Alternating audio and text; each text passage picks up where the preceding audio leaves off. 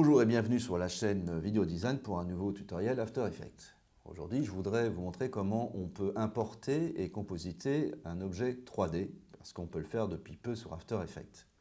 Là, regardez, j'ai composité cette image 3D sur un plan filmé au drone. Et vous voyez, on peut y mettre de l'ombre, on peut y mettre un certain éclairage, etc. pour faire quelque chose de réaliste, on va dire. Alors, pour faire ça, moi j'ai commencé par évidemment prendre le plan. Alors, petite parenthèse, si vous voulez des objets 3D, il y a des sites pour ça, CG Trader, TurboSquid, etc. On mettra les liens en fin si ça vous intéresse. Et puis le plan, je l'ai récupéré sur un autre site qui s'appelle Pexel, où vous pouvez avoir des images gratuitement, des séquences vidéo gratuites. Donc j'ai pris cette image et je vais tout de suite la traquer. Alors je vais juste regarder la taille, parce que je pense qu'elle est en 4K. Elle est en 4K, je vais réduire pour gagner un peu en vitesse quand même. 1920 par 1080, très bien. Et je vais la réduire, Pomme Alt F pour réduire l'image à la taille de la composition. Et je vais faire ici une précomp Plate HD. Voilà. Et je vais tout de suite lancer mon suivi de caméra. Effet, non, c'est pas dans effet, c'est dans suivre et stabiliser, approche caméra, voilà. Et ça travaille. Alors, comme ça travaille en trage de fond, on va pouvoir continuer de travailler, on va gagner du temps. Et on va aller chercher, on va importer notre fichier. Et donc, le fichier, ça sera du point GLB, c'est important.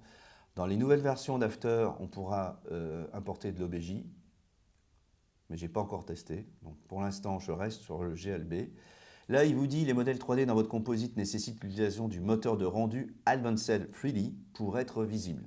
Le moteur de rendu a été modifié, merci, afin que vous puissiez travailler dans cette scène.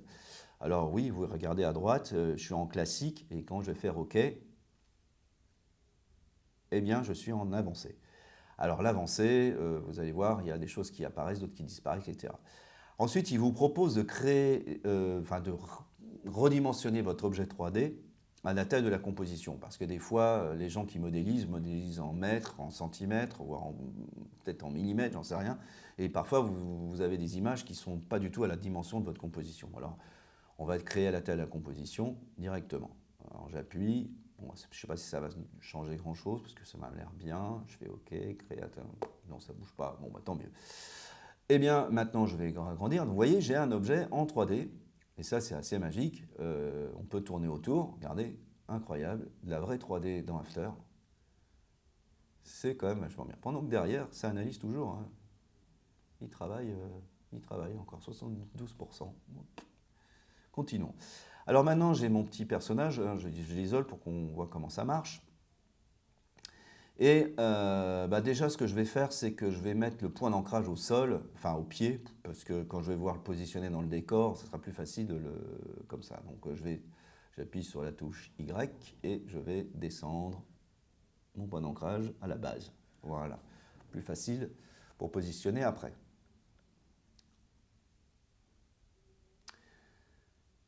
Je vais l'agrandir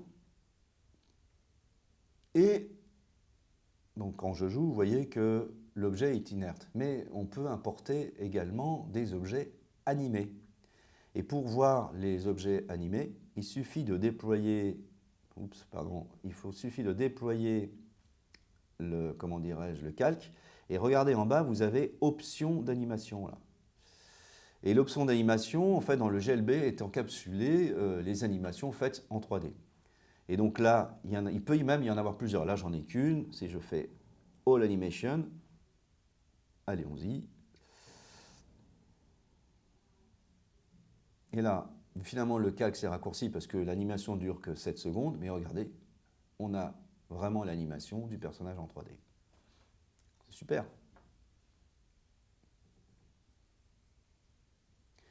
Maintenant que j'ai ça, je vais d'ailleurs réduire la taille de ma comp à la durée de l'animation. Hein, je ne vais pas en faire plus. C'est pour ça que d'ailleurs le tracking a été long parce que j'ai oublié de raccourcir ma zone de travail, voilà. Et maintenant, je vais allumer mon calque, il est traqué. Vous voyez, j'ai mes points sur le sable là, parfait. Et bien maintenant, je vais définir tout de suite mon origine. Alors vous voyez, le problème c'est que le sol est un peu vague, donc j'ai pas un plan parfaitement horizontal, donc je vais faire une espèce de moyenne. Donc je vais prendre 2 points, 3 points pour définir un plan. Je vais donc ensuite définir, comme je disais, le plan, le sol et l'origine. Comme ça, je suis à 0, 0, 0 ici, en X, Y et Z. Je vais créer un sol, donc un solide et caméra.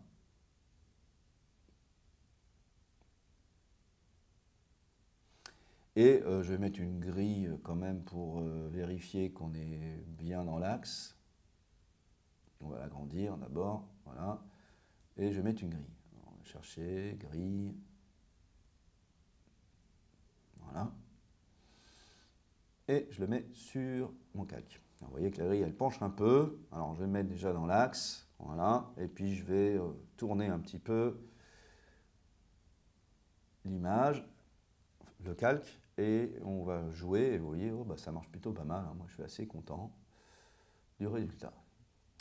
Alors maintenant, la grille, je peux l'enlever. Ça ne m'intéresse plus. Et je vais pouvoir positionner donc mon objet 3D sur le sol.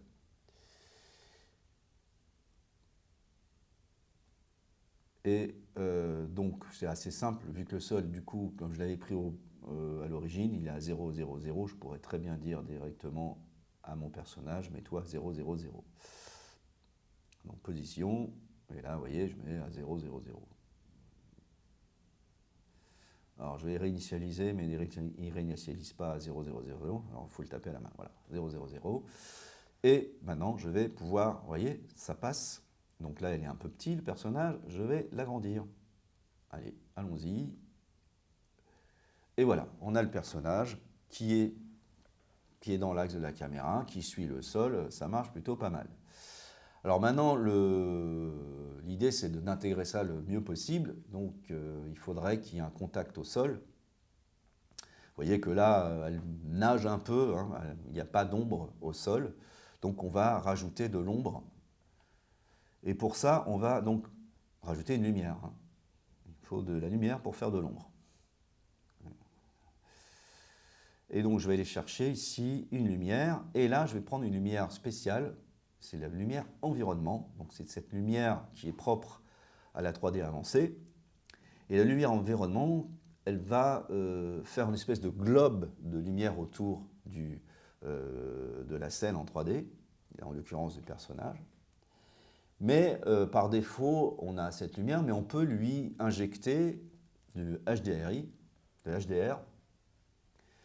C'est une image avec une très large, comment dire, c'est une image avec une HDR, c'est High Dynamic Range. Alors, c'est une image HDR, donc High Dynamic Range, beaucoup d'informations de lumière. Et on va directement, vous voyez, alors c'est une sphère, hein, c'est fait avec un appareil spécial qui fait une sorte de sphère. Et du coup, la lumière d'environnement va remettre cette sphère autour de la scène en 3D. Et donc, au lieu de dire, vous voyez, par défaut, je vais lui dire une source. Alors, on va agrandir un peu parce qu'on ne voit pas grand-chose. Voilà, on tire à droite. Voilà, et on va donc ici lui dire mets-moi l'HDR s'il te plaît. La couleur change et on peut orienter la lumière, c'est-à-dire qu'on pourrait faire tourner la sphère autour du personnage. Donc là, avec la rotation X et Y, vous voyez ce qui se passe, la lumière tourne et donc on peut choisir son éclairage. Et évidemment, on va essayer d'être cohérent par rapport à l'image du fond, par la scène. Alors, grâce à ça, maintenant, je vais pouvoir projeter une ombre. Alors, pour projeter une ombre, il faut vérifier, évidemment, dans les propriétés que la lumière projette une ombre, oui. Est-ce que mon personnage en 3D projette une ombre? AA projette une ombre Oui. Et je vais la projeter sur le solide. Alors, vous voyez, ici, vous avez le solide, et on voit bien, le solide vert projette une ombre. Alors, l'ombre, elle est un peu bizarre. Comme vous pouvez constater, on n'a pas ce qu'il faut. Alors, il faut tout de suite aller dans les propriétés avancées du calque et adapter le centre de la boîte de projection à la scène. Et là, regardez, j'ai l'ombre sur toute la taille, sur la bonne taille, on va dire. Par contre, qui est croppée par la taille de mon calque, mais bon, l'ombre, elle n'est pas aussi étirée que ça dans la lumière. Hein. Si je regarde mon image, on est quelque chose de plus zénital quand même. Donc, je vais orienter mon ombre en orientant ma lumière. Alors, je vais bouger, voilà, quelque chose comme ça. Vous voyez, on a plus. On va réinitialiser. Voilà, et là, je vais tourner dans l'autre sens.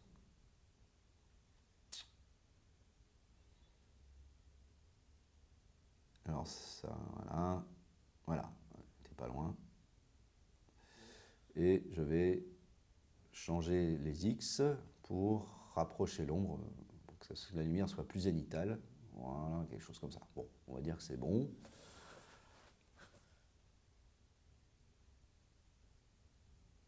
Voilà.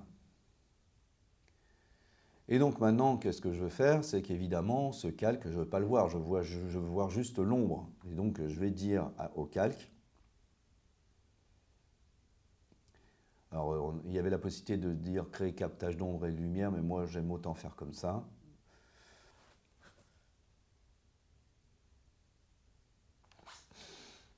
Donc là, je vais lui dire accepte les ombres seul. Et là, le calque disparaît, mais on voit bien les ombres. Vous voyez.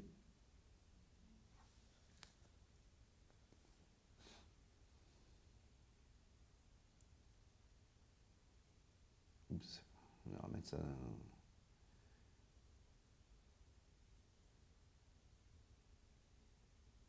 Alors je vais repositionner mon sol pour être un peu plus dans le contact avec l'image du personnage.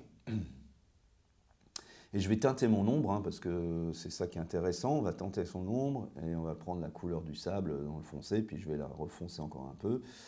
C'est toujours ça qui fait un peu faux dans les ombres projetées, c'est qu'on met toujours du noir, alors que les ombres, c'est pas noir, il y a toujours de la couleur dedans. Alors vous voyez, alors c'est granuleux, on peut aller dans 3D avancé, options, et aller chercher aussi la qualité du rendu des ombres. Alors attention, parce que plus on tire à droite et plus les temps de calcul sont lourds.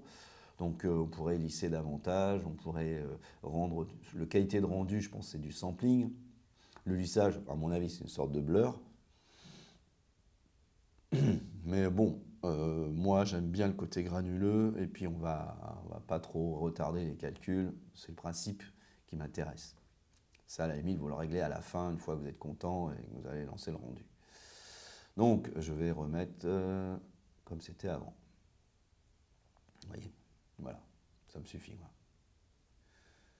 Donc voilà, maintenant on a notre ombre, notre lumière, tout va bien, j'avais décalé ça, j'ai fait une bêtise, je le remets, et c'est parti, on joue et on voit ce que ça donne.